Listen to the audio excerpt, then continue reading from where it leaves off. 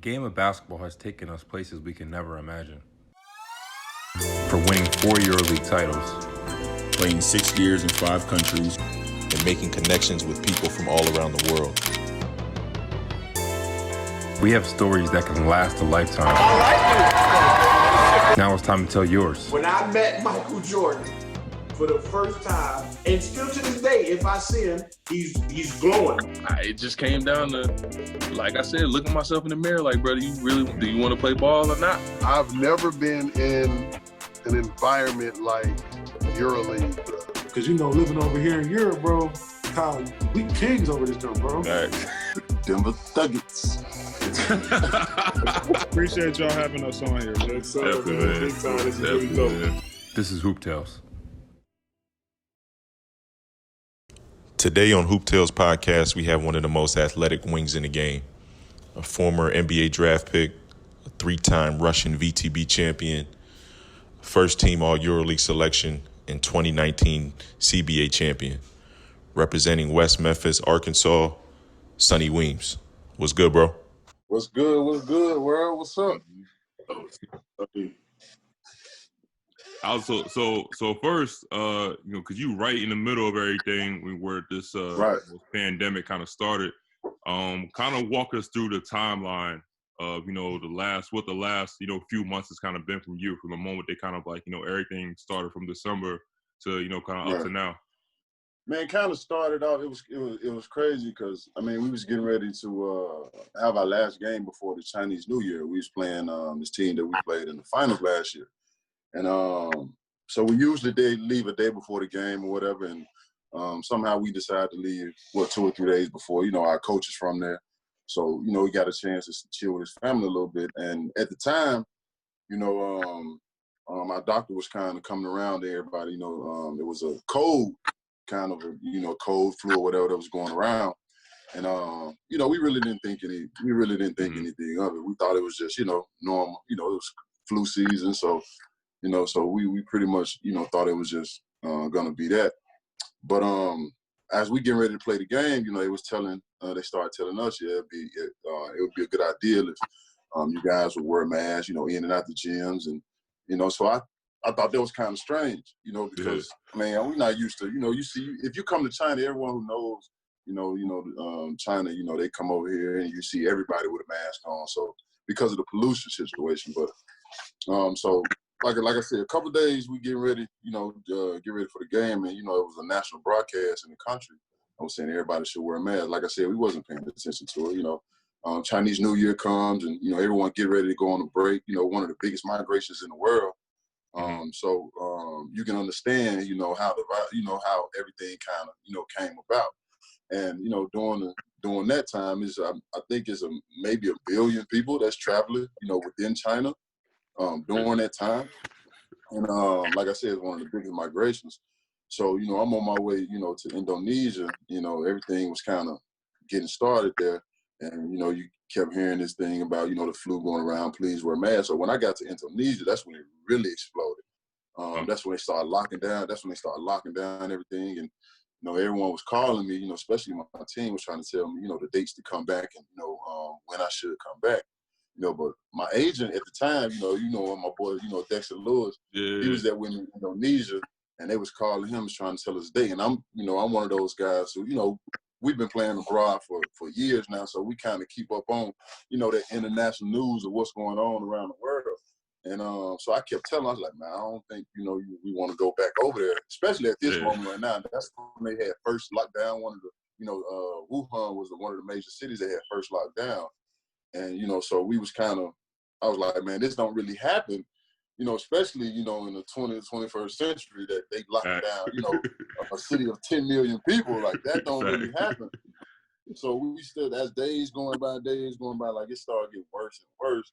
And I remember this day, it was like a Wednesday or something. I called my mom, and I was like, be careful, because my mom, she works in the, she works in the school system. She's on the teaching staff.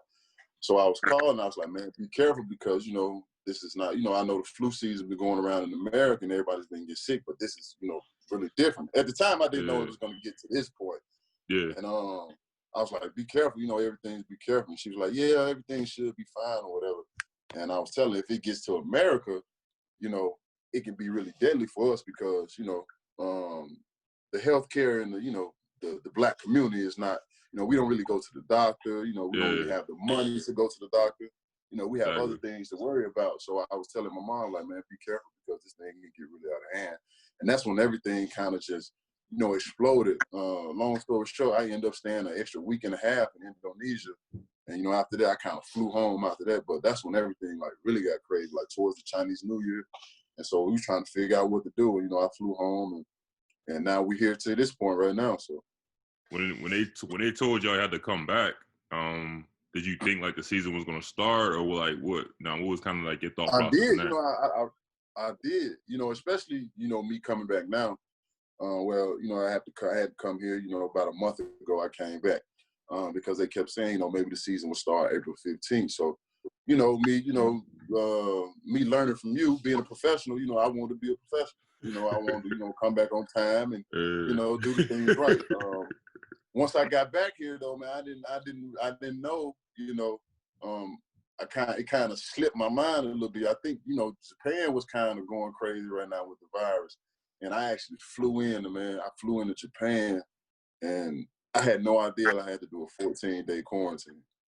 So when I got to Japan, right? Well, I got to Japan, and I was in Tokyo. So we getting on the flight. I have videos of, like, nobody's in the airport, nobody's really flying at this point. So I'm like, man, like, what's, you know, kind of spooked me a little bit. So what really spooked me the most, though, when I got to China. And, you know, the runway belts where they pull you up to the plane and letting all the passengers out. Yeah. So as they're pulling up to the plane, the lady handling the controller, she has a full, like, biohazard suit on. I'm like, what's going on? And come to find out, man, we had two guys on the back of the plane. Keep in mind, there was only like 9 of us on the plane, with the pilot, and, you know, and like 2 of the guys in the back had got, you know, caught the virus, and, you know, nobody knew anything. Like, the flight attendants, the pilot, and nobody knew anything. So I'm on the plane. I had to stay on the plane like an hour and a half, 2 hours. And that's when it really hit me, like, this is real now, because when I found out those 2 guys had, you know, I had to come on, I had to do the check and everything. They had the full biosuit. They was checking my temperature and everything. Yeah. So I was that kind of shook me a little bit. But yeah, they had it was kind of crazy. They was making me come back. But, you know, I was kind of on the fence, you know, should I come back or should I stay at home? You know, like we are professionals, so we had to do our job. Now, who's the other Americans that you're playing with currently? Did they come back as well? Right now we got Marshawn Brooks right now. He's at home, actually. You know, of course, he's at home with his family, you know, making sure his family's safe. Okay. So those are pretty much, we have 2 other guys that are, you know, coaches, you know, but they don't play for us. They're on the coaching staff, training, you know, strength and conditioning, you know, developing the players. So right now we have 3 more Americans, you know, other than myself, that is on the team right now. Let's take it all the way back to the beginning, man. So you got to describe to the people that never been there, what is West Memphis, Arkansas like, bro? Like, describe it. 'Cause I mean, we had all these, we had plenty of conversation about West Memphis. So you gotta take it back and describe people, you know, what life was like growing up in West Memphis. Man, life was pretty cool. I mean, you know, you have most of the inner city communities. I mean, you have the, you know, the violence and all that, you know, but, you know, I stuck to mostly basketball. You know, I grew up in a town with, you know, more than 24,000 people, you know, where everyone pretty much knows, you know, everyone. Like, even some of the guys that, you know, some of the friends that I've had that I went to school with, you know, they had kids now, you know, they're grown now. So we're in our 30s now. So I know their kids, you know, they come to my camps, you know, my basketball camps in the summertime. So it's like a close knit, you know, kind of a community a little bit, you know, like I said, no more than 20,000 people. You know, we have our first, you know, African-American Black mayor, you know, Mayor Marco McClendon. Actually, we're from the same neighborhood, from the same, you know, hood and everything. So, you know, growing up in West Memphis, man, it was strictly, you know, sports town, small town kids who never really been outside of anywhere, especially West Memphis. You know, we had Memphis, Tennessee, which is about 7-8 miles from downtown, from West Memphis, Arkansas. So we kind of have that that big city feel and kind of that, that small town, countryside, Arkansas bred. And, like I said, man, we just grew up, like I said, the violence was, was always there. Luckily I had a bunch of friends that, that I grew up with that, we kind of steered away from all that, all that nonsense. Man, it was, growing up as a child, being a sports player, playing basketball, it was mainly, sports with me. Everything was pretty much sports. I had the crazy times sometimes, but we can't mention all that on the computer. I had those times for sure, man. Everybody had those, bro. Everybody had those times. Who influenced you to play basketball? Man, I was a football player at first. And we growing up, man, we played it all. We played, football, basketball, softball, baseball. No matter what you put in front of us, we're gonna play it.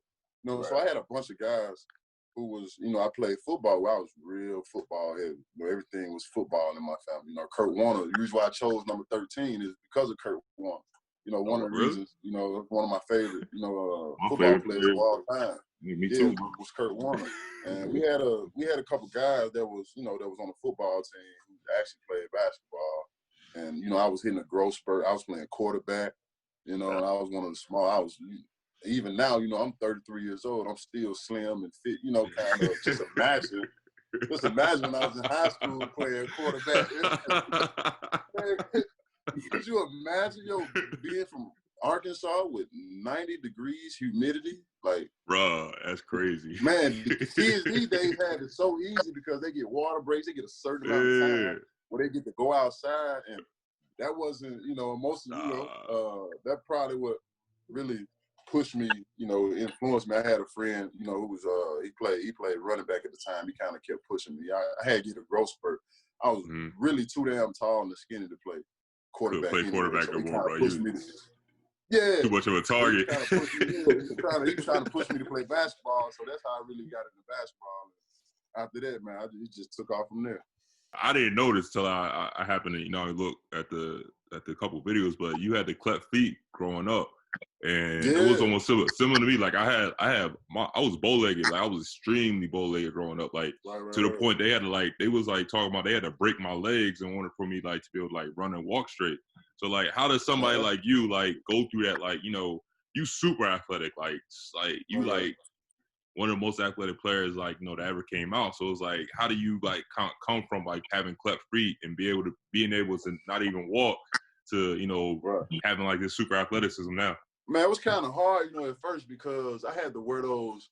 Everybody watched Forrest Gump, those little stilts he had on there. I had to wear those till I was maybe I think 4 or 5 years old. Mm-hmm. And man, it was it was hard at me. I only remember, little glimpses of it. But the things I do remember is me, crying at night, especially wearing those things. I had to wear those things to bed. And I had to wake up in the morning with those things. I had to get out the bed with them things on. And so, man, that was kind of really the hardest part for me. And the reason why I have the ability now, because I'm one of those guys who was kind of limited with those, with that ability. I was kind of limited with those stilts being on my legs. So automatically growing up, man, when I got those things off, I kind of had this motivation mentality in my mind, where, man, I have to be better than whoever else was, being the great athletes at the time. So I've always had, I've always had a work ethic, especially, when it comes to basketball. When I really found out I really wanted to do it, I always had that work ethic and I always worked. It took me a while to catch up to, my feet was a lot longer than, my body was. Arms, I was kind of like this lanky dude who just all over the place. Arms just long, legs long, feet just long. Man, everything was just unorthodox, man. Everything was bad on me. I really couldn't use my limbs on my body. So it took me a while to get, adjusted. I had a great trainer, man, that even in high school, we had a couple coaches that really, really cared about us. So, that training mentality I always had in my mind kind of pushed me, to be the athlete that I am today. Even now, I'm in China, during the virus, I'm still working out, still going to the gym 2 times a day. So, man, I've always had that work ethic. So I think that was kind of, separates me apart now, being, one of the, most athletic guys to play the game. Talk about your path, man. After high school, you took the junior college route and became one of the top players in the nation. Just talk about that. Right. High school. And signing with. So, man, being in high school, man, we was one of the best teams, that ever played, Arkansas basketball. We didn't lose to, no high school team in Arkansas that year. We ended up winning the state championship.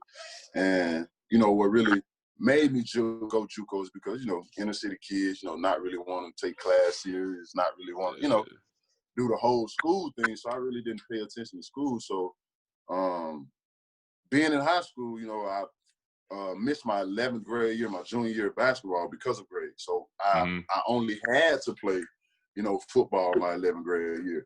And so 12th grade year come around, we're planning on winning the state championship. And I just quit on the football team, all kind of. So that really kind of pushed me to, really take the basketball thing serious. And me going to junior college, that's when I really excelled. That's when I really took it serious. I really, got out my shell, and I became, first year, preseason junior college player of the year. We had ended up winning the national championship, and all that. And that's what I kind of blossomed into the, the Sonny Weems, the potential that I knew I could have.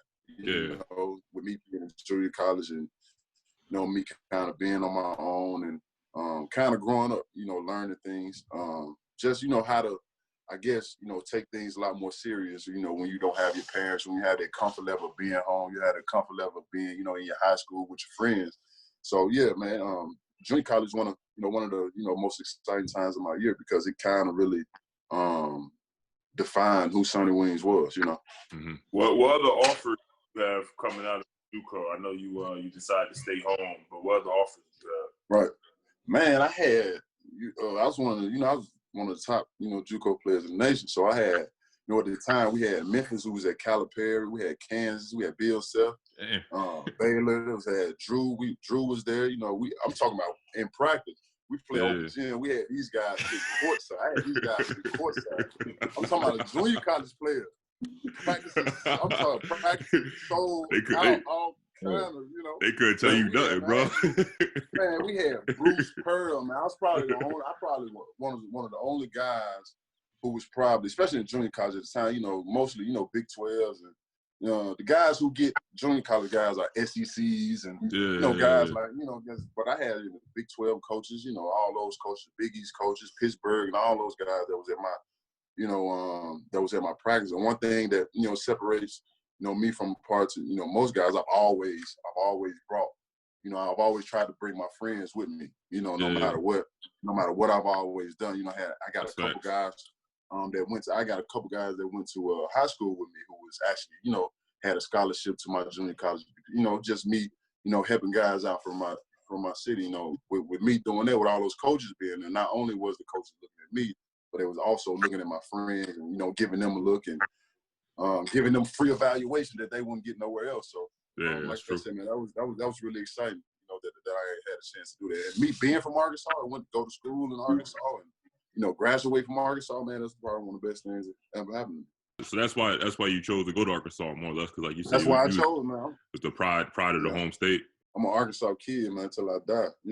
Always junior college, all that, everything.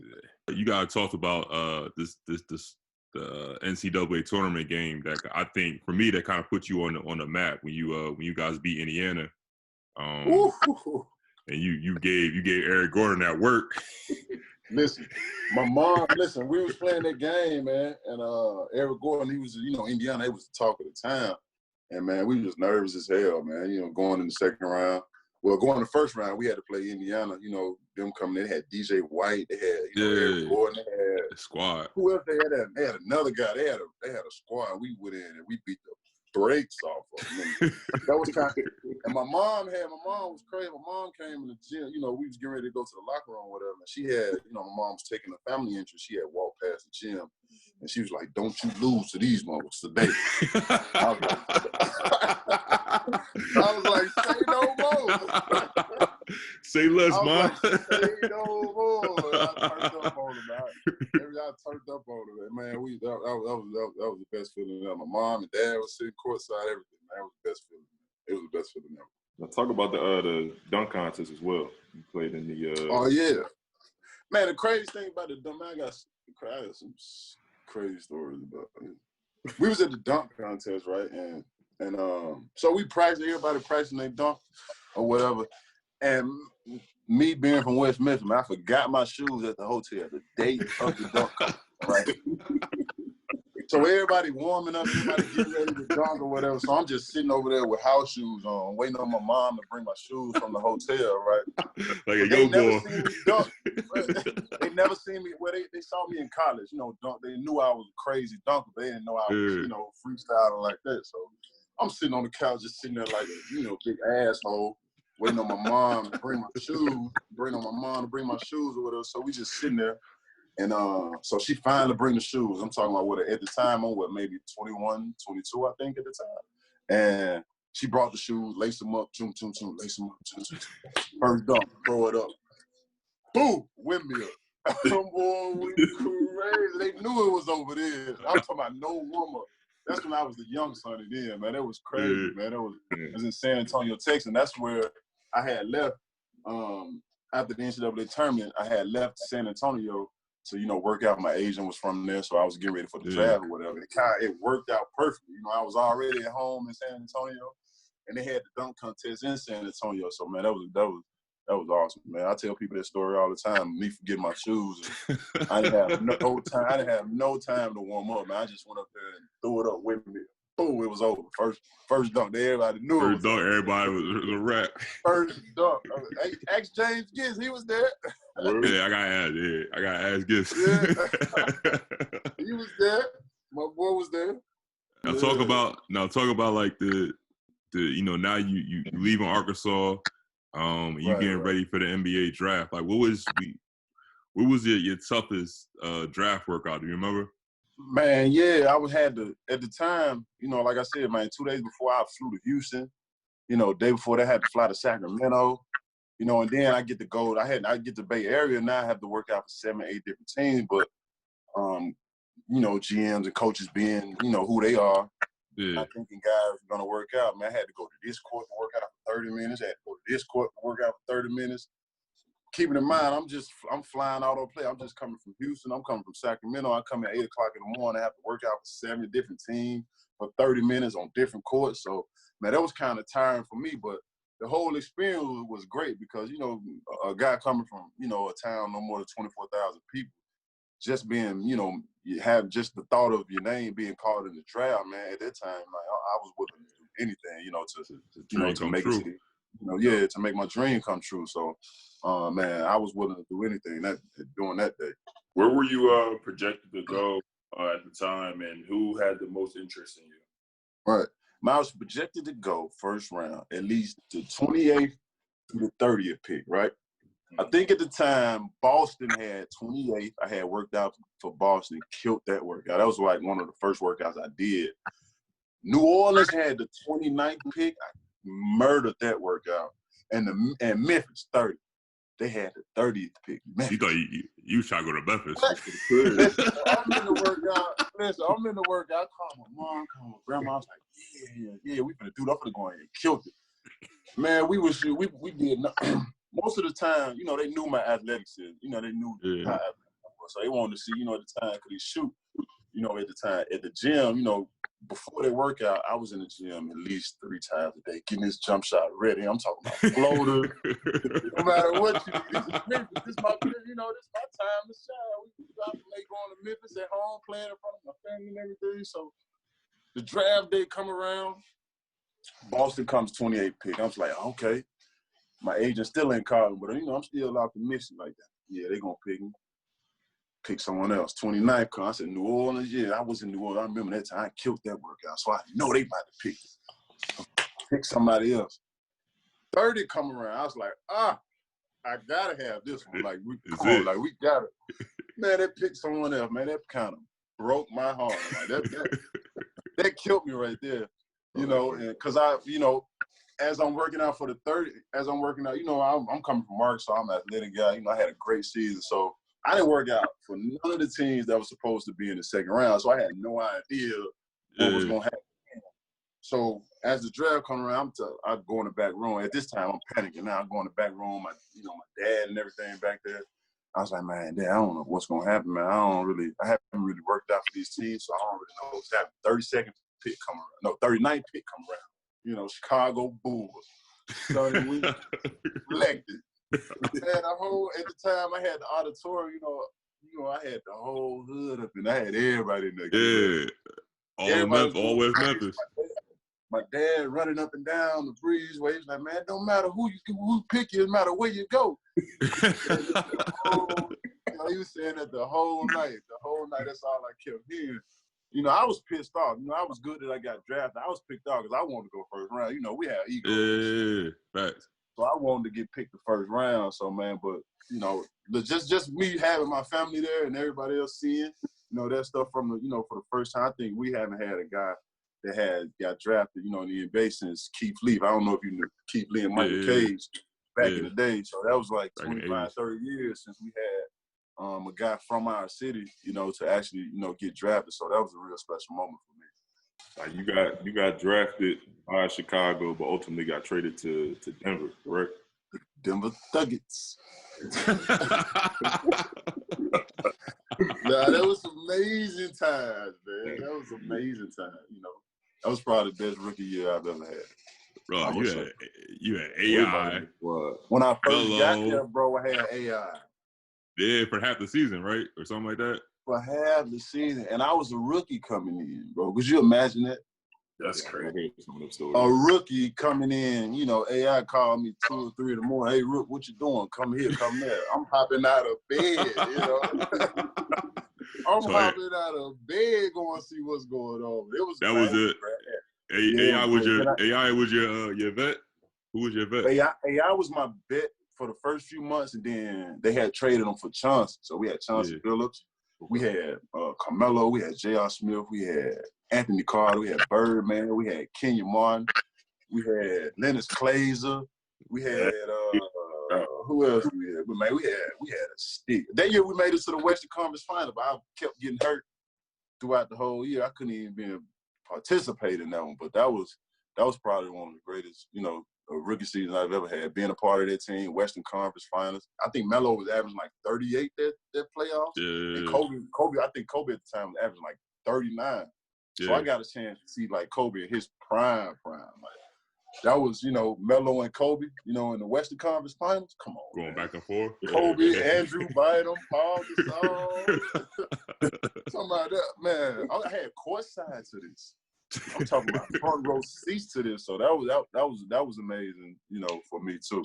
Being a part of that and seeing, like, having bets like that, that you can watch and follow. And guys, if 6 months ago you were sitting on your couch watching, on NBA TV, but now you're in the same locker room with these guys. These guys want you to go watch their cars, rookies watching cars, and watching Maybachs and Bentleys and Camaros and. So man, it was awesome though, man.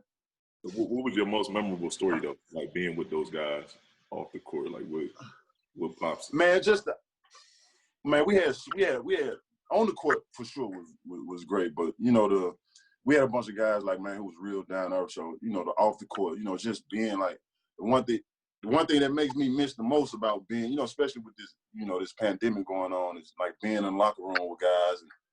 Going to practice and, pulling up to the gyms. You know how it is, pulling up to the gyms and seeing your guys and like, man, what's up, man? How was your day? You know what I'm saying? It's just, those are probably some of the best memories. I have some good memories, but, we can't, that's 2 rated off TV. But, we got, just being around those guys, man, just having those guys as, mentors and, having those guys, some of the guys who do have some of the best games ever, and being able to watch those guys every day, watch them prepare for games, and watch them prepare and go out and win games, man. That was exciting for me. We gotta talk about Toronto, man. Who can't love Toronto? He was on the team. What? Bosh, you had DeMar DeRozan, you had Amir Johnson. Man, yeah. That was some wonderful years. Yeah, that was some wonderful years. When I got to Toronto, I would say that was the year of Bosh. that was the year before he left. That's where he went to Miami. You know, they got those 2 rings, and that's the time I had. That's another, you know, one of my favorite players also, because that year Bosh was like going crazy. Mm-hmm. He was averaging. I mean, we was losing, but he was averaging like 30 and like 15 at the time. And you know, we were some young guys. Like we had a young group of core guys that was really good. We had Jose Calderon, we had me, DeMar DeRozan. You imagine having those young guys on the wing like that? Yeah. We had DeMar DeRozan, we had Antoine Wright, we had Marco Bellinelli. Who else we had? We had Hito Turkoglu.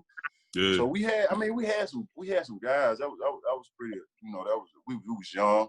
You know, Toronto was one of those cities where basketball, hockey, sports means everything to those, you know, to those people over there. And man, they really embraced like the athletes there, you know, being a part of the city. And you know, you've known me for years. I'm one of those guys where, you know, you might see me in the city, you might see me walking in Walmart by myself or something. You know, yourself, like bro. I'm one of those guys. And that's why Toronto, you know, fell in love with me, because I was one of those, you know, touchable guys you can actually reach out and, you know, get to know and may see walking down the street, just, you know, minding his own business. And man, those years was they used to call us the Young Guns. I don't know. I remember that. I remember that. You know, the Toronto Young Guns at the time. You know, a bunch of young guys running and gunning and, you know, shooting and jumping and being all kind of, you know, doing all kind of things. You know, court. I think if we would have probably stayed together, you know, that would have been a nice unit. But you know, basketball guys always have different ways of doing things. Yeah, that's what that's what we was gonna talk about next. Like, cause I mean, you had your best year right before the lockout. Like, you was in the middle of the rotation. I mean, even though, like you said, like you guys wasn't winning, but you was hooping. Like, you know, you was just trying to find your way and find your way in the league. So like when the lockout happened, what made you decide to, like, you know, want to go overseas and want to play over there? Man, you know, at the time, me being a young guy and me being in Toronto, leaving a couple places, and man, them checks go fast when you having fun. You know, and you know, that's what some of the things that you know I had to go. That's one of the things that I had to go through. You know, especially playing in the NBA is, man, you get this thing where you get to the NBA, you kind of make these promises of, you know, I'm gonna take care of the hood, I'm gonna take care of everybody, I'm gonna take, you know. So they don't know how fast, you know, that money can go. So man, I'm running through. I'm in Denver. I'm running through a rookie, being a rookie. Get to Toronto, you know, having fun in Toronto, and you know that money kind of, you know, disappeared a little bit. And at that time, you know, the lockout was coming. Nobody knew, you know, what was gonna happen. You know, how long it was gonna last, or you know what. So me being Sonny, man, I'm going to get the check. You know, so that's when I had left. You know, that's my first experience in Europe, man, and you know that was when I left. Luckily, I went to you know, the city wasn't, you know, the city was, you know, pretty cool, but the basketball mindset, the basketball fans there in Lithuania. When I first got there, when the lockout happened, you know, I signed with Zalgiris my first year in Europe, and you know that's how it came about, man. That, you know, we at a young age, we don't know how to save money, so that lockout came, man. I had to get out of there. I had to go get that shit. Had to go get to it. Yeah, I had to go get that shit. You know, I had to go get it. What did your family think, man? Your mom and everybody, when you said I'm going to Lithuania to play basketball? Like, what was they? My mom's like, hell no, like hell no, like you tripping, like what is you going over there for? We never heard about it. Like Lithuania is Lithuania. Like you don't hear about, you know, Lithuania too much. And she was like, nah, bro, like what is you going over there for? Like she really didn't understand, you know, the lockout in the NBA and what was going on. But you know, I was the first guy to sign in overseas. You know, a lot of guys didn't want to go overseas. A lot of guys, you know, want to stay and figure it out or whatever. But I'm one of the first guys that, you know, that signed in Europe, and you know, I got it out the way. Like I said, my mom, she was not with it at all. She wasn't, you know, she came out there to visit me and everything. Like she was ready to go like the first couple of days, and she was like, "Nah, I can't deal with this." She's like, "I can't deal with this." So she stayed for a little bit, and she got up out of there. You know, what was the biggest adjustment? You know, now going from the NBA to now playing in EuroLeague and living in Europe. I would say, you know, just the comfort level of not being able to reach out to your friends and stuff, man. I would say, like, you know, being in the States, you can go to you know, especially when I was in Toronto, you pull up anytime one of your favorite restaurants. I had this Jamaican spot that was crazy. You know, I love Caribbean food. You know, my daughter's family's from Jamaica, so I kind of got used to, you know, eating that stuff. And just being, I guess, man, just being over there in, you know, in Lithuania, you know, kind of just changed my eyes on everything, you know, just dealing with, you know, the fans and, you know, having them, you know, being at the games and supporting it. So it was different for me. What did you know about Zalgiris before you signed? Like, did you know anything about them? Man, Did you know anything about the EuroLeague in general before you went over there? I had no idea. I had no idea, actually. One of the guys who's from my city, man, legend, West Memphis legend. He had, you know, one of the best EuroLeague scorers in EuroLeague. He has a EuroLeague championship. Marcus Brown actually played for Zalgiris, you know, for years before I got there. And I didn't know that until I actually got to Zalgiris. They was, you know, you from West Memphis? I'm like, yeah, I'm from West Memphis. You know, we had Marcus Brown here. You know, what a coincidence. We had the same guys from the same, you know, played the same positions from the same city, went to the same high school, who's kind of making a career, you know, in Zalgiris. And I think that was kind of that really pushed me to even go even harder because, you know, I wanted to represent, you know, the legend Marcus Brown in my city pretty well. So, you know, that was great. So once you left Zalgiris, I'm sure you had, you know, multiple options thinking about jumping back to the league or staying over there in Europe. You know, what ultimately led you to sign with powerhouse CSKA Moscow? Dang. Everybody knows what made me sign with CSKA. I think everybody at this point knows, man, why I went to CSKA and why I went to Moscow at the time, you know. But, man, that was, like I said, everybody knows that, man. And, man, that was probably the great 3 years of my career. That's when I really, you know, became like one of the, you know, the international American stars over there. And that really kind of set my career, you know, apart. Like, I mean, Kyle know, man, we was one of the best teams in Europe, you know, 3 years running. So, man, it kind of set my career apart, man. I was so happy that I was able to be a part of, you know, a historic program like that, man. You know, like I tell people this all the time, man. CSKA is one of the greatest things that ever happened to me. You know, being able to play. At the time, I had to take, you know, the footsteps of, you know, Andre Karolinko. So he had left that year going into the league, so they needed someone to come in and, you know, do what Andre Karolinko did. You know, I came in, man, I did my thing, you know. I established myself as Sonny Weems, you know, one of the powerhouse, you know. Kyle, you know, every time we walked in the gym, people were scared to play us. So, yeah, man, that was one of the, we had Nando, Teo, Sasha Khan, you know, Nene Christis. We had, CSKA's always had, you know, great players. Even now, you know, they still keeping that tradition alive with Clyburn and a couple other guys. Man, you know, like I said, that's a great historical program. I'm happy to be a part. I was happy to be a part of that. We talk about the legendary players that you and teammates you got a chance to play with, but let's talk about the legendary coach. You know, you got a chance to play for one of the best coaches all through Europe, and also, you know, he was assistant coach at the Spurs, Messina. So how was that experience? Yeah. I mean, it was great, man. He was a real X's and O's guys at the time. You know, where it really, you know, and that was the guy that kind of, I guess, kind of groomed my game a little bit to, you know, I was moving really fast, you know, especially coming from the NBA and me coming from Toronto and me coming from Zalgiris, you know, I was kind of full speed ahead every time. He's one of those guys who really, you know, brought me to the side and, you know, told me that I need to slow down, you know, I need to, you know, think the game and having, you know, like vets, well, not vets at the time, you know, having guys on my team like, you know, Milos Teodosic who, you know, who can read the pick and roll and having a coach Messina to actually coach me, knowing how to use it and watching Teo and Aaron Jackson and stuff on, you know, how to, you know, the pace of, you know, using pick and roll, the pace of the offensive defense, how to read defenses, you know, and, you know, having just that combination of guys, you know, kind of helped me develop into, you know, an all-around player, you know, that I'm pretty much am now. And, you know, Messina, you know, I tell people all this day, you know, he was kind of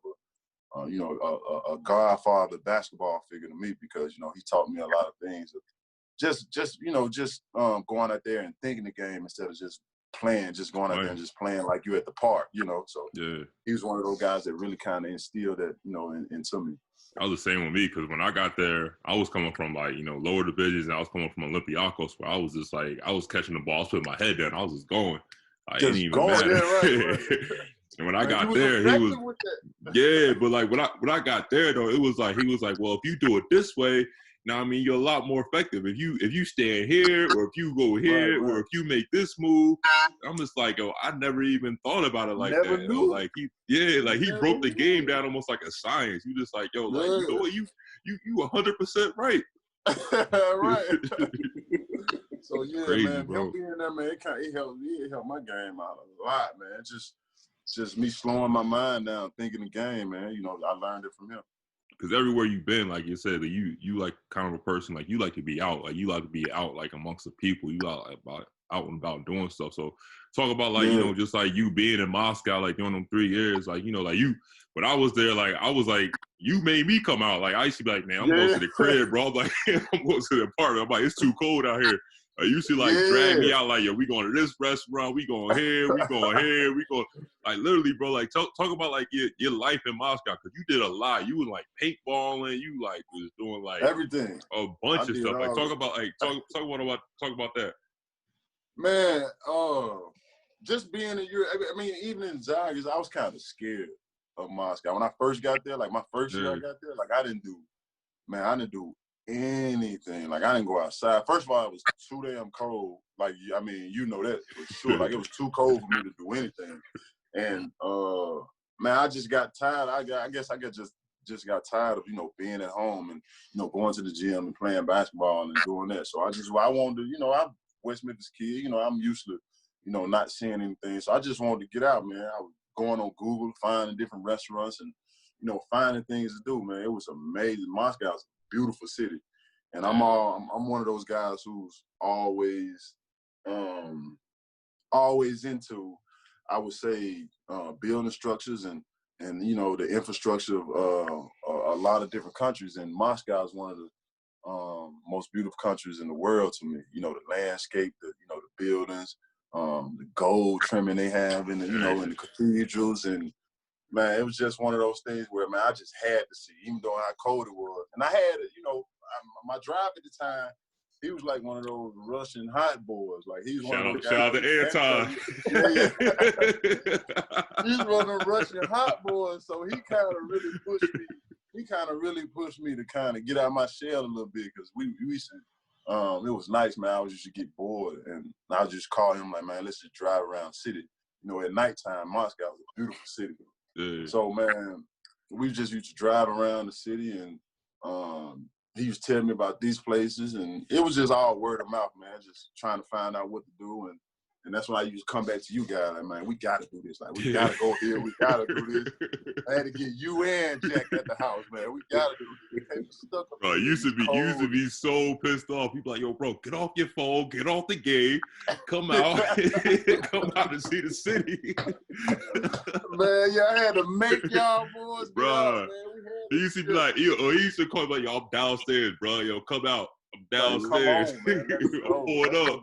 Something. Let's go do. We used to go to the little hookah lounges, all kinds of restaurants. The restaurants in Moscow, fire. Man, bars and dance floors and stuff. So it was cracking out there. Yeah, man, it was fun, bro. I remember you and Dex, you and Dex used to go just take walks. I remember I used to come out, you and Dex just be in the middle of the park, just walking around. Man, we was bored, man. We get through playing basketball. We don't have nothing to do. Athletes overseas, we don't have nothing but time on our hands.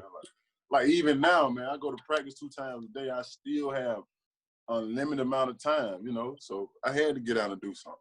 Now, a lot of people always ask, they be why did Sonny leave?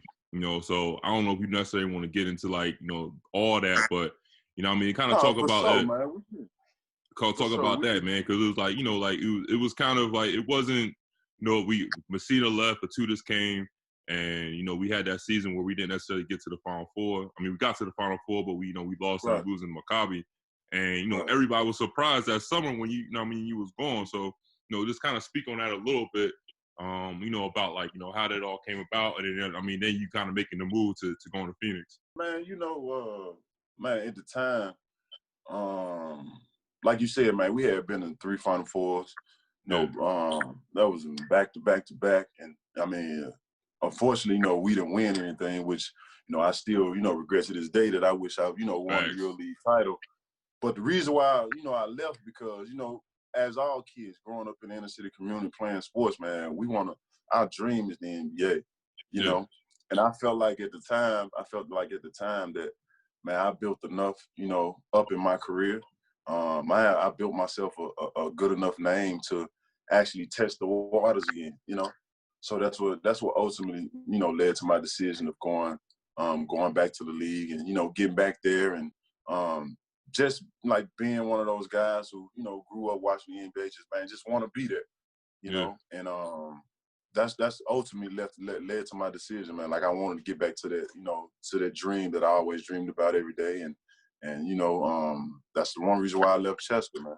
Talk about your time, you know, back in the league. You know, you spent some time with Phoenix, and then you came to Philly. Man, it was great, man, being back, being in the NBA. You know, having, you know, just having the feeling of, man, Mom, I left you some tickets at the game. You know, come to the game. You know what I mean? Just to, you know, having your friends, being able to come to the game, man, and.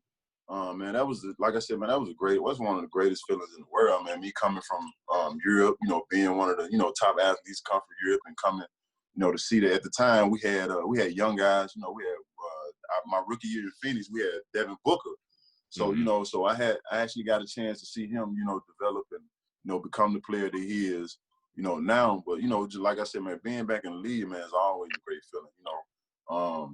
A lot of things that, you know, worked that didn't work, you know, ultimate, you know, things that didn't happen, but man, I wouldn't trade, you know, my the career that I've had and still having, you know, for anything in the world. You know, man, you know, we always been those guys, man, who always have no problem with taking the long road, you know, and just make the end, and that's so much better, you know. Exactly. And man, that's why, you know, like I said, man, going back to the league, man, it was great just to get that feeling again, you know.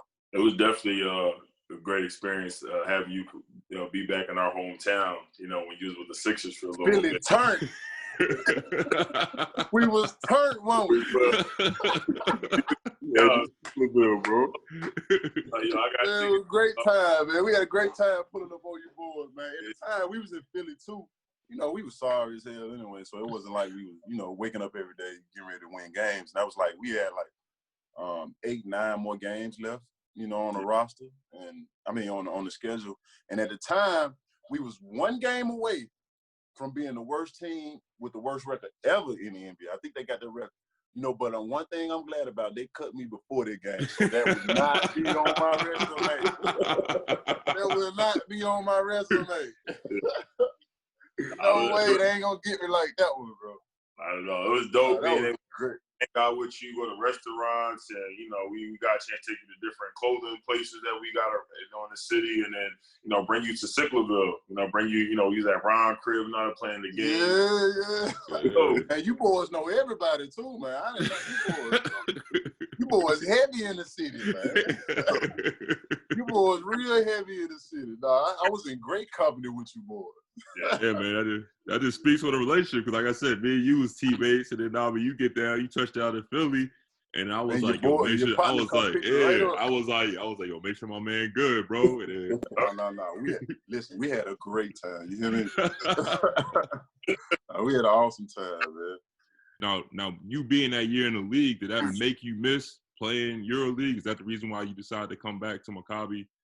Man, it did, man, because because at the time, you know, the NBA, especially when you're coming from Europe, anywhere, man, it's all about the politics, you know, pretty much. And at the time, man, we had so many guards on the team. We had Eric Bledsoe, we had Archie Goodwin, we had Devin Booker, we had PJ Tucker, we had a bunch of guys. So it was like no room for, you know, especially a guy like me coming from Europe who wasn't really established. You know, I was established in Europe, but I really wasn't established in the league. So that's what. You know, and then when I got to Philly, you know, things that, you know, things didn't kind of work out. You know, at the time I had a different agent at the time, so things didn't really work out. So when I left Philly, man, I had this attitude like, man, you know what, man, I'm gonna go back to Europe, you know, where I'm comfortable and you know what's going on. And so that's what really kind of pushed me back to Europe, you know, dealing with all that political stuff in the NBA. So, you know, after that, I just went back to Europe, you know, where I was most comfortable. And talk about like, you know, because the start of the season, like y'all was rocking at Maccabi. It was like, man, y'all was cooking, man. Y'all squad, like you and Drew, you and you know, Victor Rudd. I mean, y'all had the talent like to like actually possibly like you know like build something. So like talk about like, because I mean there's a lot of different stories and people always talking about everything what happened, all the rumors and all that stuff. So kind of just talk about your time there at Maccabi and just kind of talk about, you know, how what's the true story behind everything, how everything kind of ended. For sure. Man, well, you know what, man, first thing I want to say, man, the fans and, you know, Maccabi is awesome. You know, playing for that. You know, you see them in the Final Fours all the time. They have a seat full of yellows up there, you know. And, man, playing for them guys was great. And, you know, the situation, you know, that happened is, you know, we could have been better than what we were. You know, at that time, man, we had went through like, man, 3 different head coaches before December. And you gonna imagine with that much talent and with a group of guys like that, man, you need the right coach to, you know, to bring those guys together, you know, and that's one thing that we was lacking. You know, we had all the talent in the world, you know, we had all the talent, but you know, we had no one to coach us. You know, like no one. You know, it was times that, you know, I've always been one of those guys, you know me. I've always been one of the guys, I respect everything around me. I respect coaches, I respect teammates and everybody. You know, but, you know, when I feel like something is not going as we're supposed to, I'm going to say something. So sometimes, you know, sometimes we would have practices where, you know, we never went over defense. Or we went the first 2 months of the season, we didn't go over defense for 2 months. 2 months, and this didn't come out of my mouth. This came out, you know, the coach at the time actually said that in the paper. You know, like we didn't go over defenses for 2 months, and you know, I'm thinking I'm one of those players who had just came from Ettore Messina and you know, guys like that who have coaches. So I'm used to being coached. I'm used to being X and O's. I'm used to strategizing and all that. And at the Maccabi, we didn't have any of that. You know, we had a group of guys that, even in practice time, all we did was go and play 5-on-5. We had no strategy apart. We had no game plan of going in. We didn't have, okay, send this guy right, send this guy left. And I think that kind of created a conflict between me and, you know, some of the guys, some of the guys in the front office. And so it kind of got real crazy. It was a bunch of, you know, chatter back and forth, a bunch of, you know, behind the back talk that, you know, I really don't want to get into, but it was a bunch of off the scene things that, you know, it was out of my control. And me at the time, you know, being Sonny Weems and me had a name and me coming into Maccabi, I was kind of used as the scapegoat kind of. And some things had came out, you know, I was suspended from FIBA for 3 years or whatever and all this. And came out with rumors I'm suspended, and if I was suspended, then I wouldn't be able to play in FIBA right now. I wouldn't be able to play in CBA. I wouldn't be able to go back to, you know, to Istanbul, the Efes, to play for them. But like I said, man, it was a bunch of miscommunication on everybody's side. And like I said, man, I don't regret the situation. I wish that that team could have stayed. I tell people all the time, it's one of the most talented teams on paper, you know, that I've been a part of. And man, like I tell everybody all the time, man, if I could bring back that team and, you know, if we had a coach the way you guys have now, you know, man, we could have did some amazing things. But like I said, man, it was a bunch of chit chat, a bunch of back and forth behind the scenes that that really wasn't involved in me. So after you left Maccabi, you started your career over there in China, man. So let's talk about that process, you know, making a name for yourself in China and, you know, getting to where you're in there. Man, I always kind of found myself on, you know, like winning teams, I guess, especially being abroad. And my first year in China was, you know, it was awesome. My team, you know, that year, the year before I got there, had won like 9 games. And the year I got there, we won maybe 22. So we actually was 1 game out of the playoffs. And After that year, I wasn't really planning on staying in China. At the time, I was actually planning on going back to Europe. But then at the time, a lot of guys was, they wasn't really feeling Europe. It was like, man, maybe I should come to China. Seasons, there's less games. You don't have to be there a lot longer. The pay is, obviously significantly better. And at the time, I was planning on coming back to Europe, but the team that I'm on now, Guangdong, which we have Zhejiang, who's one of the, the best basketball player in CBA history ever. And I had an opportunity to be a part of this team and to actually, win a championship. And that's one of the main reasons why I actually stayed in China is because not only did the money was good, like I really wasn't just coming over here for the money, I actually wanted to win. And being on this team actually gave me the better chance of winning than the other team I had in China. So, obviously the pay definitely was great. Being in South China, we have subtropical weather, year-round. I'm talking about 75-degree weather year-round. We have Zhejiang, which is the Silicon Valley of China. We have Macau, which is 2 hours away. We have Hong Kong, which is 2 hours away. So this was like a no-brainer. If I would go anywhere else in China, I wouldn't. There's no other place I would choose before I choose this place. Yeah. And one reason why I stayed in China, which I'm pretty much going to finish my career over here, is, man, I have a chance to. If the season wasn't over this year because of the pandemic, I'll be working on my back-to-back championship this year. I'll be getting ready to win a championship again next year. So man, it was a great business move for me. Not only career-wise, but everything else. It was being over here.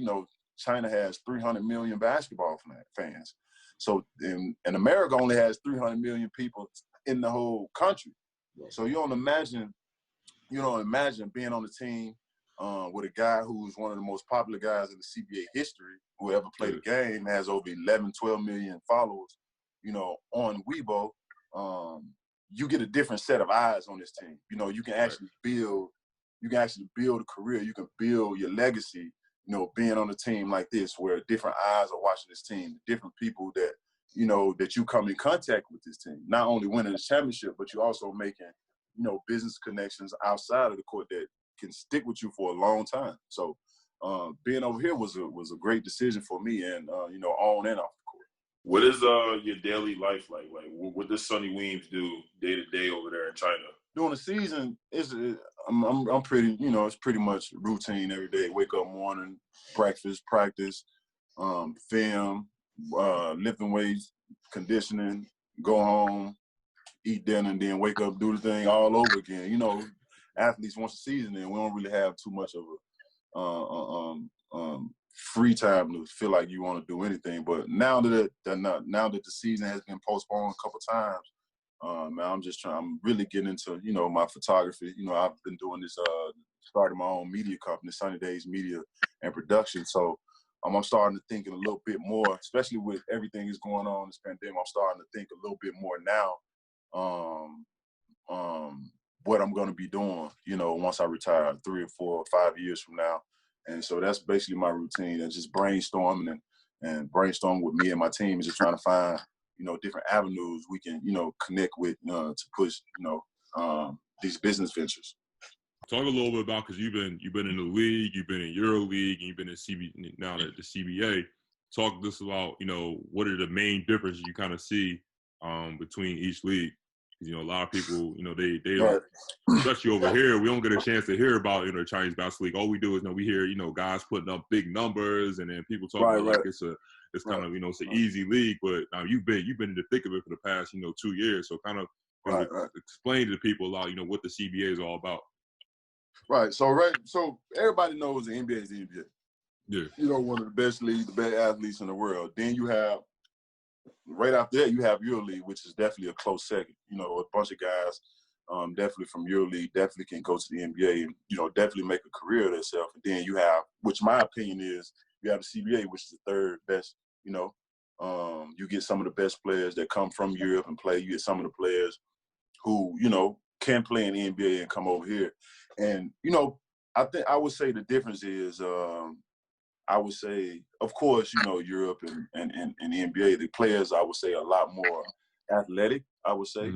I think players are here. I think players in the CBA could use a little bit more, I would say, that kind of that hood flair to them. Like, you know what I'm saying? Like, a lot of guys here don't really, like, I had to teach a couple of my teammates, and it sounds crazy. I had to teach a couple of my teammates, young boys, like how to dunk the basketball. Yeah. Like, I didn't realize it was a really big thing. You know, and these guys from a young age, they always, so they have this thing where from a young age, they kind of tell you what you should do. And in the family, like, they're going to tell you, okay, I have 2 sons and a daughter. Okay, he's going to play basketball. He's going to play piano. She's going to be a teacher. You know, so a lot of guys, a lot of players over here, they're not really, they don't love the game like we do. So when we grow up, you can't get us away from a basketball court. Like, you can't, like, we're hooping somewhere. We're going hood to hoods. Like, we're hooping. We kicking your ass in your hood. We kicking your ass in this hood. So we kind of, that's how we fall in love with the game. And, you know, the guys over here, you know, they're kind of forced to, you know, play basketball or kind of forced to play sports. And a lot of guys don't really love the game like we do. And the physicality is there for sure.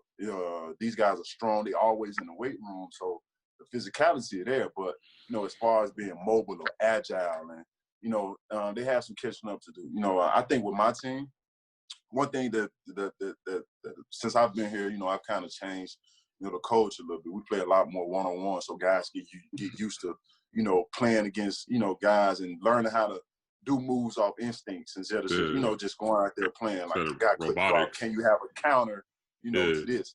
And, you know, like I said, kind of changed the culture here. And now in China, you know, especially dealing with our team, I think maybe I averaged 21 points. Marshawn maybe averaged 25. He averages maybe 21. We have another guy who averages around 18, 17. So we kind of brought that European feel where everyone is pretty equal across the board. And I think now going forward, when they follow our team, I don't think you would get many of those guys coming over here who just scoring 40, 50, 60 and still losing games. Like, you know, I averaged 21 points. Last year, I led the CBA in plus minus, and we was 42-4. And without me scoring 25, 26 points a game, you know, and I think that's kind of, you know, the going forward, I think that was the CBA will be going towards then. Speak a little bit more on that 42-4 season. I know you talked about the championship a little bit, but talk about the grind of that season and finally bringing home that first championship.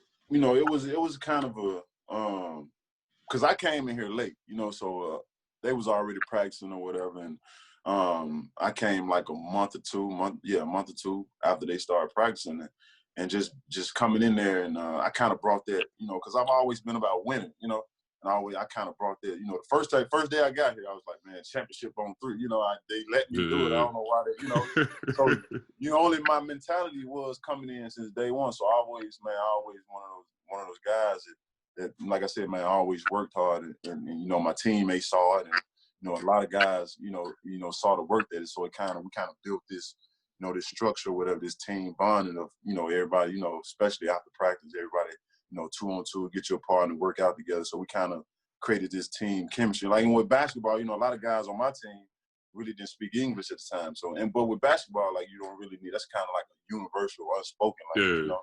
So it's kind of, you know, that kind of brings, you know, the guys together. So when I got here, you know, I kind of, especially with us being in Chelsea, you know, we had that family, and I kind of brought this same thing here, you know, being on that grind, being here with these guys, and, you know, even in the cafeterias, you know, I eat with the guys in the cafeterias, like just bringing that kind of family, you know, atmosphere to let them guys know that, man, I'm not only here just, you know, collect the check and score 40 points. I'm actually here to, you know, see you guys, you know, get better and win. And so, man, that grind was lovely because we have a bunch of young guys on our team, and over the years, I'm kind of seeing them develop, the little Chinese boys. I'm trying to see them develop into like pretty good Chinese players. And man, I love it.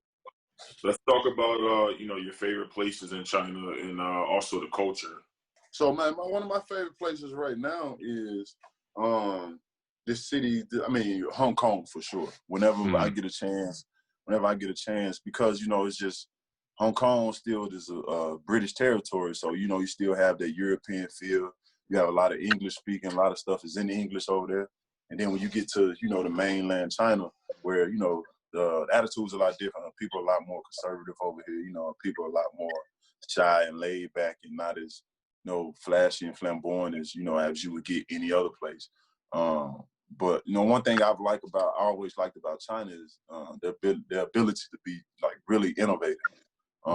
Everyone knows China's technology is, you know, bar none. Like, no, it doesn't really get, you know, any better than that.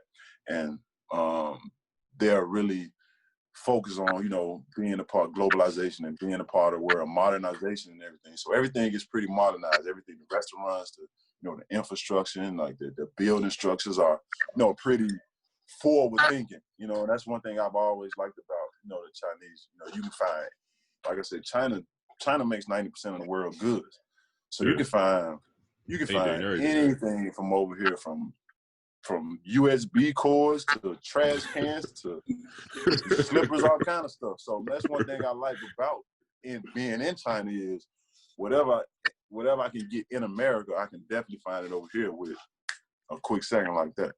Stephon Marbury just put out that the kid from Coney Island. So, you know, everybody from here is like really getting like a direct glimpse about, you know, his fame, his stardom, you know, over in China. But talk about your fans, because I see your Instagram videos. I see like how you walking out on the court and you got you know, the buses flooded and everywhere you go. Talk about like your team and like how like you kind of reached like a celebrity status and your team as like you spoke a little bit about it before, but like talk about the fans and how like you said you kind of your team and you have kind of reached like a celebrity status up in China. I mean, with this team, man, we kind of like this, in the CBA, we're kind of like the Lakers and the Boston Celtics. So with me saying that, you automatically understand, you know, the kind of love we get. And this is a really professional and like prestigious club, and we have 4 of the Chinese national team, you know, players on our team.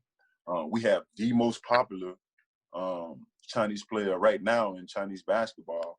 And you can only imagine the kind of fans that, you know, come to our games. It's like real, it's like the European, like the Olympiacos, that, you know, that kind of love right there. And, you know, like I said, everywhere we go, we have to get a SWAT team, drive us to the games and to and from the games. And it's just the fans are crazy, like Chinese fans. I mean, they really worship their guys here. You know, and with me being me and coming in with that flair that I do, running up and down, dunking all over the place, jumping everywhere, and, you know, really embracing the Chinese culture, man. They kind of embraced me also. Like you said, man, I became this, you know, this Chinese American international, you know, superstar over here. And you know, I've kind of embraced it, you know, with the help of, you know, my teammates being as popular as they are, you know, but also, you know, with the flash and you know, the game that I bring, the different attributes that I bring to the game. So, man, this team is, you know, by far one of the, you know, most popular teams over here. And, you know, I lovely being a part of it, just going to the game, seeing the fans there. Are you on what's it called, Weibo? You on there? Yeah, I'm on all that. You on listen, man, you call me China Sonny, man. I'm Weibo. They got this thing called DD, which is like a Uber service. Like, I get stuff delivered to I use QR codes, bro. Listen, I eat Chinese food every day. Listen, I started taking lessons last week on, you know, Chinese lessons, so I'm taking that once a week. So, man, start calling me China Sonny, man. I'm over China Sonny, man. That's the nickname, baby. I'm over here, bro. All right, so as a kid, man, being from West Memphis, Arkansas, did you ever see yourself having this type of career? You know, spending time in the NBA, spending time in Europe, making a name for yourself in China. Like, what do you think of when you sit back and reflect on everything? Man, I think, you know, us being, man, inner city kids, black kids coming from, you know, growing up, man, we always have this ego, like, we gonna be something. Like, we don't know what it is, we don't know when it's gonna come, but, man, we gonna be something. And, you know, I knew I was always gonna be something. I thought I was always going to play, you know, in the league and be this, you know, this NBA superstar. But, man, I'm an international superstar. You know what I'm saying? Like, I've played in different countries. I played on different teams, and I've won. And, you know, I've established myself as, you know, being that guy overseas. And, man, just having that name is just a kid from West Memphis, Arkansas, growing up in a town no more than 24,000 people. You know, I kind of knew I was going to be something, but I didn't think it was going to get to this, you know, to this point where, you know, I'm winning championships, starting media companies. I have friends who, you know, starting businesses like you guys. And you know, I didn't think it was going to get this far. Like I said, I knew I was always going to be something special, but I didn't think it was going to be this laid out for me. And, man, I wouldn't trade it for the world. I think one of the things that I can speak for Kyle and also speak for Mike, we admire about you is how you give back to your community, man. You know, you got the Weems Read, you know, you got the Weems Weekend, you got the camps. Yeah. You know, you build a great staff of, you know, a great group of people doing, you know, your charity work, you know, you give back stuff to the kids. So let's talk about, like, why that's important, you know, for you to give back and to, you know, be the selfless person that you are. Like I said, man, being in a town full of 24,000 people, and like I'm one of the guys who've actually got drafted and who actually, you know, became a professional athlete in like 30, 40 years before anybody else did it. And even when I was coming up, man, we didn't have guys coming in where, man, you need to do this to get better. You need to shoot extra, or you need to do this. You need to work on your game. You need to go outside. You need to run. You need to stay in shape. And we didn't have them type of guys. So most of this stuff I had to learn on my own. We had parents where, man, they was working all day. Man, the best that they can do for you is come to your game. You know? So, man, growing up, just me thinking, man, we never had guys that did that. You know, the guys who've actually been there, been successful. And we had a bunch of guys who were successful. Never came back and just showed the kids what to do to be successful, or just to get out the hood, man. Like, you don't have to, man. You don't have to fight. You don't have to sell drugs. You don't have to do none of that stuff, man. It's a lot of things, and you know, a lot of athletes think just because, you know, you play basketball, a lot of other kids will follow you just because you play. But no, there's a lot of kids that go to my camp hate basketball. You know, their parents want them there. You know, their parents want them there, or just to get rid of them. It's a lot of talented guys, especially from our community, especially from the Black community. It's a lot of talented kids, man. All they need is a push. All they need is someone to believe in them, to have, you know, a lot of kids grow up, dads in jails, moms not there, and a lot of kids don't have that support that a lot of us had. And, you know, that's what Weems World is all about, just bringing that support to our community, because everyone that's a part of Weems World is from West Memphis. Everyone that's, you know, so if we understand what these kids go through, we understand the lives they live, we understand, well, we can give you a better way of how to go about situations, how to, you know, achieve your goals. And that's what Weems World is all about, man. Just being there to support the kids and just being there for them, man. If they need somebody to talk to, like, we have a hotline where, you know, the kids can call in anytime they want to and just talk to us. That's what Weems World is all about, man. Just showing kids that it's guys out there that look like you, it's women out there that look like you that actually care, you know. So that's what Weems World is all about. One of the things that I also admire about you, and we talk about that all the time, is like you always put your friends on, put people from your community on. So let's talk about people. You know, you got Dex, you got, you know, you build like a solid team of people. Your brother, your mom, your pops, so they all like, you know, part of your organization. So, you know, what advice would you give to, you know, number one, talk about why that was important to you, and then what advice would you give to, like, you know, younger kids, younger players about, you know, making sure that they had a right team around them, a right group of people around them, you know, to help them be successful? Right.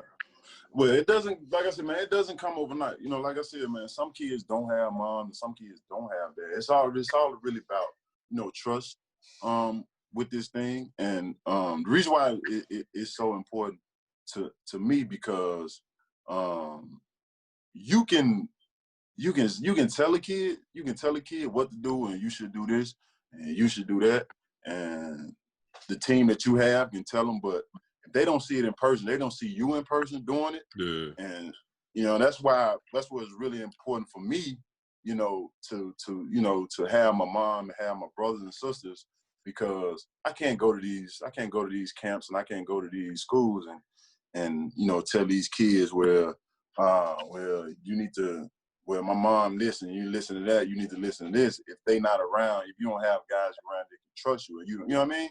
And that's one thing that I've always instilled with my mom always and my dad always instilled in me, man. Family's more important than anything. At the end of the day, when everything is all said and gone, everything is gone, all your money's gone, everything else, your family's always going to be there. And I've always tried to bring that family atmosphere, to whatever I do, because those are the people most that will, have your back through thick and thin. Sometimes it always don't happen that way, but I'm trying to push that family values on kids, like the Bill Cosby show, man. Bill Cosby, even though the things that he's going through now, he's in the Black community. He taught us, what a Black family looks like, Sure. And that's why I've always tried to, bring, to my events and everything, just see kids and see a family unit actually working together, and wants to see everyone else succeed. Now you speak about family, but we can't get off of here without mentioning your daughter. It's been great. Like I remember back then, like seeing her grow up, and seeing her used to run around the apartment and stuff. So like now, like as she's getting older, how does she feel about all this? Like seeing her dad, on TV playing, or getting an opportunity to travel to China and travel all over the world. Like how does she what does that experience mean to her? She loves it. The one thing that makes me like super duper happy is she go back to school, and my dad, he took me to China, like he took me to Istanbul, like he took me to Tel Aviv, and like she does projects where she has pictures of these places. So like she did a project on Istanbul one time, and she actually have pictures of her, being at the mosque and her being in Istanbul. So that's the one thing that it gets me every time, because man, I've always wanted, a son or a daughter that I can do that. I can have come to the games, I can have travel around. And she hates it right now because, man, she locked down like everybody else. Before she was locked down, she was like, "Daddy, I'm ready for you to play basketball. Like, when the season started, like I'm tired." You know what I mean? So now the season not started. She was like, "When you coming home?"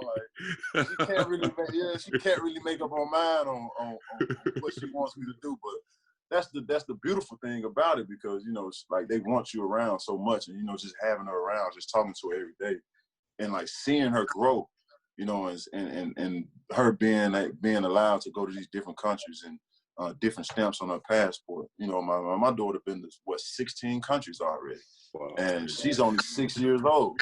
So man, she's, you know what I mean? So that's my whole thing about being a father, man. Even when I'm done playing, man, I'm gonna use, especially all these cities I've been to, all these cities I've collected information about. I'm definitely gonna use that time when I'm done, man, to take my daughter even more places and let her experience this thing. And because the biggest knowledge you can give a kid is traveling. That's the biggest education you can get a kid. It's only so much a teacher can teach you about. What can a teacher teach you about in Turkey if she's never been there? She can only see what she read, But if she's actually been there physically, she can actually tell you. And my daughter thinks she's the teacher. The teacher of the month, because when she go home, she tell everybody. She's at the top of the class.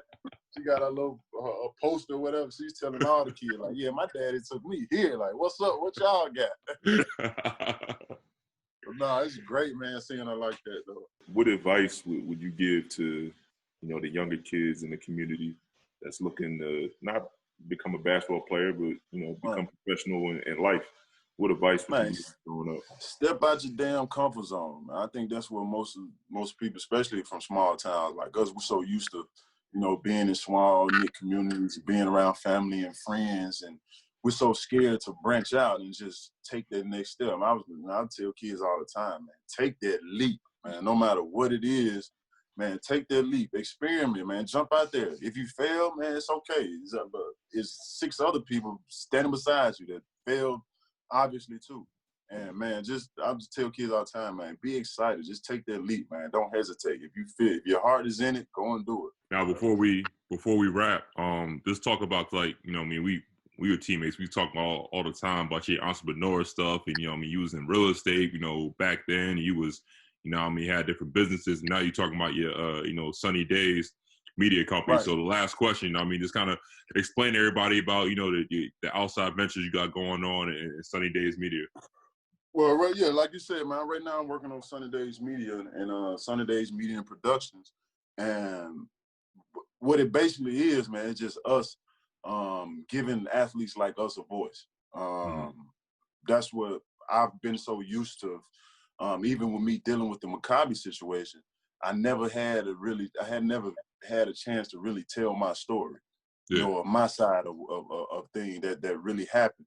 And that's what really kind of prompted me to start this media company. It's just a lot of, man, European guys, a lot of guys overseas, Europe or China, no matter where you are, a lot of guys go through a lot of shit that a lot of people don't know, you know. And most of the time if you read it on the internet, man, it's all about guys.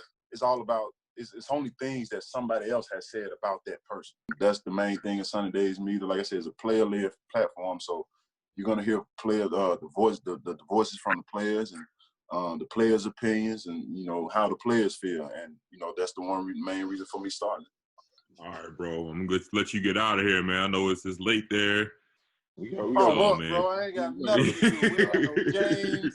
We ain't got nothing. I'm up. Man, you was on ice out there. Yeah. But nah, man, they told me I can leave whenever I get ready. But right now I'm not really trying to get home. But man, appreciate you, bro, for having me on here, man. Like I said, man, this is awesome, man, that you interviewing these players and you letting these players tell on their side, man. It's great what you're doing, man. Like I said, man, I've always had respect for you. You know, you're one of the favorite players. As a friend, also, you're one of the favorite players that I've ever played with. You always been professional.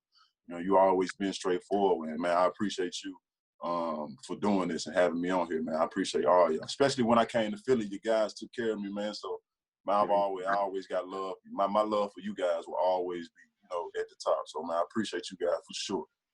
Same, bro. Bro, man, you already know. Real quick before that's another question, man. We got one more question. What's up? What's good? Yeah, so you know, China may get canceled. You know, EuroLeague may get canceled, but they saying TBT may be on.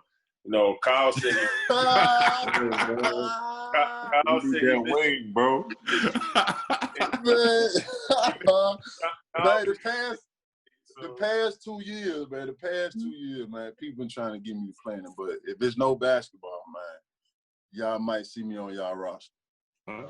That's all we can ask for right now. That's all we can ask for. And I'm dead. And either way, we definitely gonna pull up to. Hopefully, I don't know what's gonna happen, but we definitely gonna pull up to. I was supposed to try to come last summer. We definitely gonna pull up to Weems Week. For sure, I would love to have y'all. Yeah, I would love to have y'all, man. Definitely gotta come out there and support my brother, bro. So for sure, I can't wait, man. I'm excited about that. Now that you mentioned it, for sure, man. I would love to have y'all down there. I'm an ATL, bro, so that's right up the street. That's about 5 Yeah, bring everything. Your camera crew, camera equipment, everything, man. It's going to be a great time, man. We're going to have a great time. All right, my guy. I appreciate you. Man, appreciate you, man. Y'all take care over there, man. Kyle, your mask on the way, too, bro. I appreciate you looking out, bro. Appreciate that, man. No problem. Definitely. The wife said hello. She said hello, too. Yeah, tell her I said what's up. Tell everybody, the whole family. All right, bro. All right, my G. All right, G. All right.